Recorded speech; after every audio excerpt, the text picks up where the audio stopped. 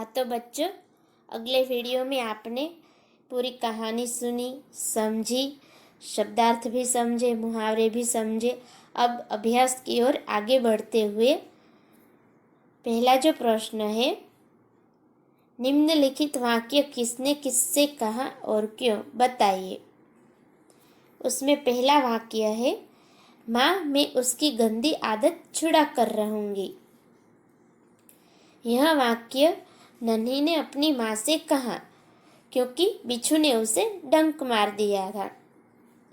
दूसरा वाक्य है, क्या करूं, डंक मारना मेरा स्वभाव है। यह वाक्य बिच्छू ने नन्ही से कहा क्योंकि बिच्छू अपनी गंदी आदत का गुलाम है। तीसरा वाक्य, तुम यह गंदी आदत छोड़ दो, नहीं तो मुसीबत में कोई तुम्हारी मदद नहीं करेगा। यह वाक्य नन्ही बिच्छू से कहती है क्योंकि अगर बिच्छू अपनी गंदी आदत नहीं छोड़ेगा तो कोई मुसीबत में उसकी मदद करेगा नहीं और बिच्छू के प्राण संकट में पड़ सकते हैं। चौथा वाक्य, भलाई करना मेरा स्वभाव है। यह वाक्य नन्ही बिच्छू से कहती है क्योंकि बिच्छू अपनी गंदी आदत का गुलाम है, लेकिन नन्ही जो है उसका स्वभाव अच्छा है, इसलिए वह भलाई करना मेरा स्वभाव है ऐसा कहती है। पांचवा वाक्य, मैं वचन देता हूँ कि अब मैं किसी निर्दोष जीव को डंक नहीं मारूंगा। यह वाक्य बिच्छू नन्ही से कहता है क्योंकि बिच्छू जब मुसीबत में था तो नन्ही ने उससे बचाया, इसलिए बिच्छू का हृदय परिवर्तन हो गया और उसने कहा कि मैं कभी निर्दोष जीव को डंक नहीं मारूंगा।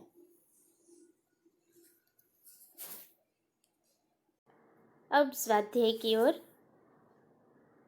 पहला प्रश्न है, निम्नलिखित प्रश्नों के उत्तर लिखिए। पहला प्रश्न है, नन्ही कौन थी?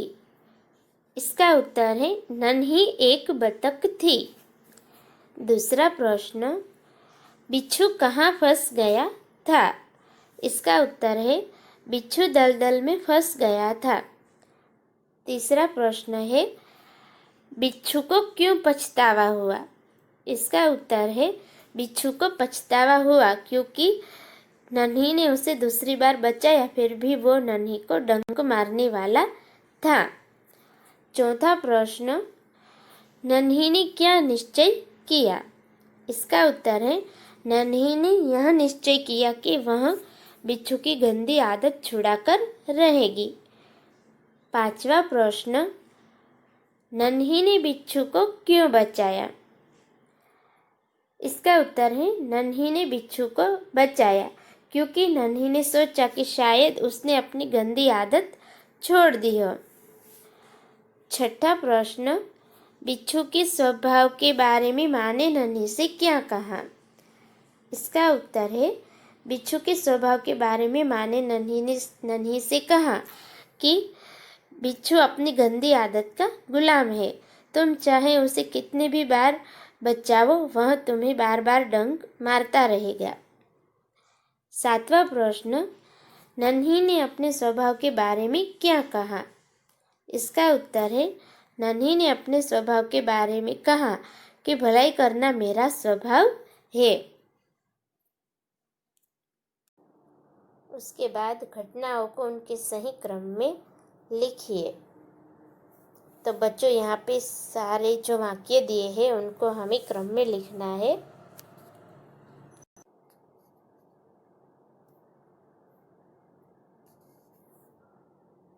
इसमें पहला क्रम आएगा ड। नन्ही ने बिच्छू को दलदल में फंसा हुआ देखा।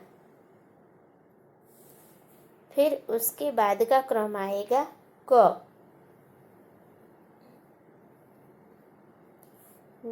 नन्ही ने बिच्छू को दलदल से निकालकर सूखे स्थान पर रख दिया। उसके बाद का क्रम है, बिच्छू ने नन्ही को डंक मार दिया, यानी कि ई। बिच्छू ने नन्ही को डंक मार दिया। उसके बाद का क्रम है ब।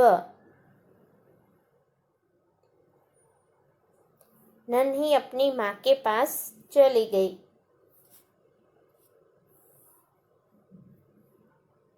उसके बाद का है अ। नन्ही बिच्छू की आवाज सुनकर दौड़ती आ गई।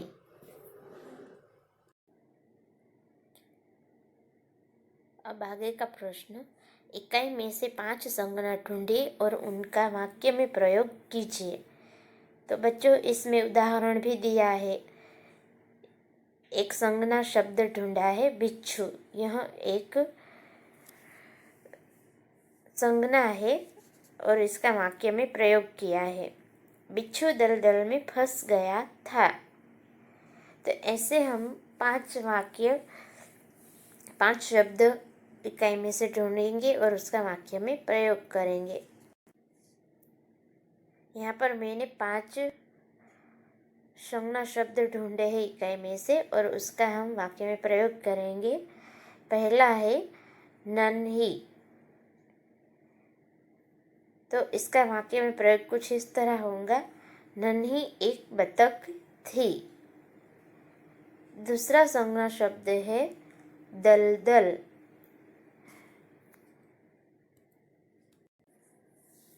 तो दलदल का वाक्य में प्रयोग इस तरह होगा, दलदल एक ऐसी गीली जमीन है जिस पर खड़ा होने पर पांव अंदर धंसता जाए। उसके बाद तीसरा है प्रसन्न। तो इसका वाक्य होगा, नन्ही प्रसन्न होकर थिरकने लगी। चौथा संज्ञा शब्द है शर्म। तो इसका वाक्य होगा, बिच्छू शर्म से पानी पानी हो गया। पांचवा संज्ञा शब्द है बेटी। इसका वाक्य होगा, माँ ने बेटी से कहा, तुम बहुत समझदार हो गई हो। इकाई में प्रयुक्त मुहावरों में से किन्हीं 3 मुहावरों को रेखांकित कीजिए और उनका अर्थ देकर वाक्य में प्रयोग कीजिए। तो बच्चों, हमें ये जो इकाई है समझदार नन्ही, उनमें जो मुहावरों का उपयोग किया गया है उनमें से किन्हीं 3 मुहावरों को पसंद करना है और उनका अर्थ देकर वाक्य में प्रयोग करना है। तो आइए अब हम 3 मुहावरे ढूंढते हैं और उनका वाक्य प्रयोग करते हैं। पहला है अनसुनी करना। अनसुनी करना मतलब ध्यान न देना। तो इसका वाक्य प्रयोग होगा, बिच्छू नन्हे की बात अनसुनी कर आगे बढ़ गया। दूसरा मुहावरा है आदत का गुलाम होना। आदत का गुलाम होना मतलब आदत से मजबूर होना। तो इसका वाक्य प्रयोग है, बिच्छू अपनी गंदी आदत का गुलाम है। तीसरा मुहावरा है मन डोलना। मन डोलना मतलब विचार बदलना।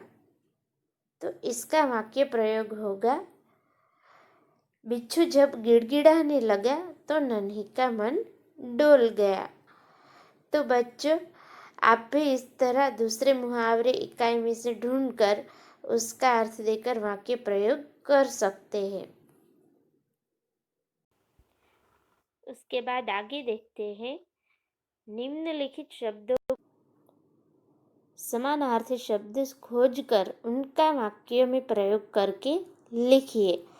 तो बच्चों, यहाँ पे हमें जो शब्द दिए हैं उसके समानार्थी शब्द खोजने हैं, यानी कि ढूंढने हैं और उनका वाक्य में प्रयोग करके लिखना है। तो यहाँ पर उदाहरण भी दिया गया है। नदी यानी कि सरिता। नदी का जो समानार्थी है सरिता, वो दिया गया है, उसका वाक्य में प्रयोग किया है। नर्मदा गुजरात की सबसे बड़ी सरिता है। तो यहाँ पे जो दिए गए हैं शब्द उनका हमें समानार्थी शब्द ढूंढना है। तो पहला है स्थान। स्थान का समानार्थी होगा स्थल। तो इसका वाक्य प्रयोग कुछ ऐसे होगा, भारत में कई सारे सांस्कृतिक स्थल आए हुए हैं। उसके बाद है स्वभाव। स्वभाव यानी प्रकृति। तो इसका वाक्य होगा, महान पुरुष अच्छी प्रकृति के लोग होते हैं। उसके बाद है मुसीबत। तो मुसीबत का समानार्थी शब्द हो गया मुश्किल। तो इसका वाक्य प्रयोग है, हम मुश्किल में पड़े ऐसा कोई कार्य हमें नहीं करना चाहिए। उसके बाद है प्रसन्न। प्रसन्न का समानार्थी शब्द होता है आनंद, आनंदित। तो इसका वाक्य प्रयोग है, नन्ही आनंदित स्वभाव की बतख है।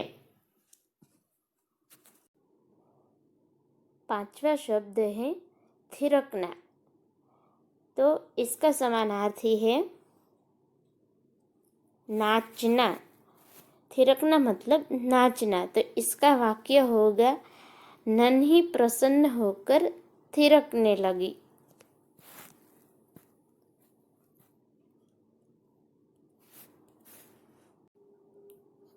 आगे का देखते हैं बच्चों। निम्नलिखित शब्दों को शब्दकोश के क्रम में लिखिए। तो इसमें हमें जो शब्द दिए हैं उनको शब्दकोश के क्रम में लिखना है। शब्दकोश के क्रम में यानी कि क से ज्ञ तक के जो शब्द आते हैं उन्हें बारी बारी सही क्रम में लिखना है। तो हम शुरू करेंगे। तो पहला जो है वो आएगा डंक। फिर दूसरा आएगा नदी।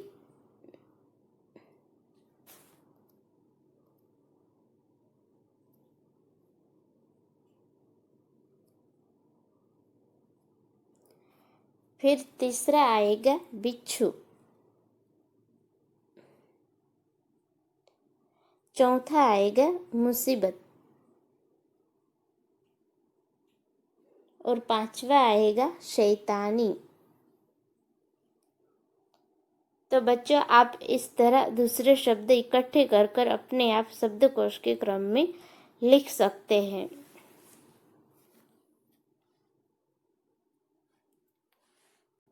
अब आगे का प्रश्न, नीचे दिए गए चित्र को देखकर दो दो वाक्य लिखिए और कहानी बनाइए। तो बच्चों यहाँ पे आप चित्र देख सकते हैं। तो यहाँ पे एक कबूतर झाड़ की टहनी पर बैठा है और चींटी जो है पानी की धारा में बहती जा रही है। तो इसके दो वाक्य हो गए। चींटी जो है वो पानी की धारा में बह रही थी, इधर उधर ऊपर नीचे हो रही थी। कबूतर ने यहाँ देखा। दूसरा वाक्य होगा, कबूतर ने यह देखा। फिर इस चित्र में आप देख सकते हैं कि कबूतर जो है वो पत्ता लेकर चींटी को बचा रहा है। तो इसका उत्तर होगा, कबूतर ने चींटी को देखा तो उससे एक विचार आया। दूसरा वाक्य है, कबूतर अपने मुंह में पत्ता लेकर चींटी को बचा रहा है। उसके बाद है, इस चित्र में आप देख सकते हैं कि कबूतर झाड़ की टहनी पर बैठा है और शिकारी जो है वो उसके सामने बंदूक ताके हुए खड़ा है। तो इसके दो वाक्य होंगे, कबूतर झाड़ की टहनी पर बैठा है और चींटी ने, दूसरा वाक्य होगा, चींटी ने शिकारी को निशाना ताके हुए देखा। फिर यहाँ आप देख सकते हैं कि निशाना जो है चूक गया है।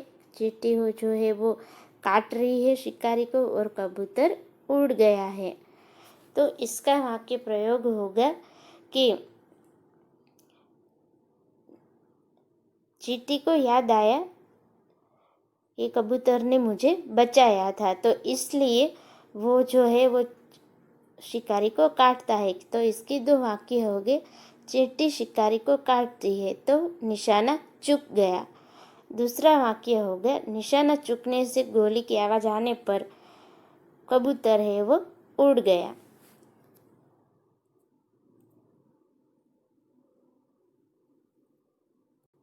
अब आगे है, नीचे दिए हुए वर्णों से 5-5 शब्द बनाइए।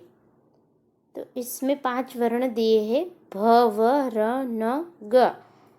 तो पहले हम भ से शुरू होने वाले वर्ण से 5-5 शब्द बनाएंगे। तो भ से शुरू करते हुए पहला शब्द है भावना, दूसरा है भक्ति, तीसरा है भजन, चौथा है भाई और पांचवा है भिक्षा। तो ये 5 शब्द भ से शुरू होने वाले थे। अब हम व से शुरू होने वाले शब्द देखेंगे। तो व से शुरू होने वाले 5 शब्द हैं, पहला वचन, दूसरा वंदना, तीसरा विरक्त, चौथा वाणी और पांचवा है वार। तो ये 5 शब्द जो है वो हमने व से शुरू होने वाले देखे। अब हम र से शुरू होने वाले शब्द देखेंगे। तो र से शुरू होने वाले में पहला है रमा, दूसरा है राग, तीसरा है रानी, चौथा है राजा और पांचवा है राधा। उसके बाद हम न से शुरू होने वाले शब्द देखेंगे।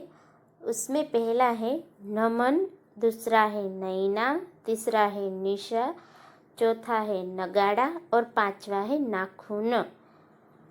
उसके बाद हम ग से शुरू होने वाले शब्द बनाएंगे। तो ग से शुरू होने वाले में पहला है गीता, दूसरा है गूंज, तीसरा है गाना, चौथा है गाय और पांचवा है गगन। तो बाल दोस्तों, आप भी घर पर इस तरह कुछ वर्ण लेके उसमें से शब्द बना सकते हैं। तो ये जो मैंने आपको समानार्थी शब्द करवाए, मुहावरे करवाए, संज्ञा शब्द करवाए और ये वर्ण वाले शब्द करवाए, तो ये सब आपको अपने होमवर्क में लिखना है और याद करना है। अस्तु।